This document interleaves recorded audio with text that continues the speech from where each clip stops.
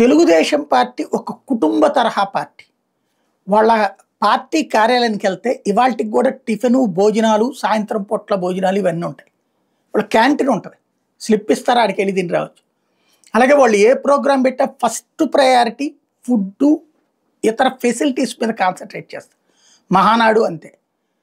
ఇంతకుముందు నేను కవర్ చేశాను మహానాడు ఇట్లాంటి మజ్జిగలు ఏర్పాటు చేయడం కానీ ఎప్పటికప్పుడు, అట్లాగే టిఫిన్లు, భోజనాలు, ఉండటానికి వసతి అన్నీ సిస్టమేటిక్గా చేసుకొస్తారు.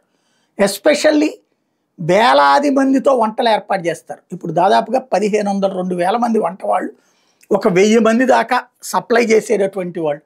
ప్రతి గంటకి టీనో, మజ్జిగో, పాలో, బాదం పాలో ఇట్లాంటివి ఏ ఒకటి ఇస్తూనే ఉంటారు. పైగా తినడానికి ఎప్పటికప్పుడు కొత్త మెనూ వస్తూనే ఉంటుంది. దానికోసం ఈ 2 రోజులలో కనీసం రోజుకి 5 లక్షల మంది భోజనం చేసేటందుకు తగినటువంటి ఏర్పాట్లు చేయడం అనేది ఒక్క తెలుగుదేశం పార్టీ వల్లే అవుతుంది. అది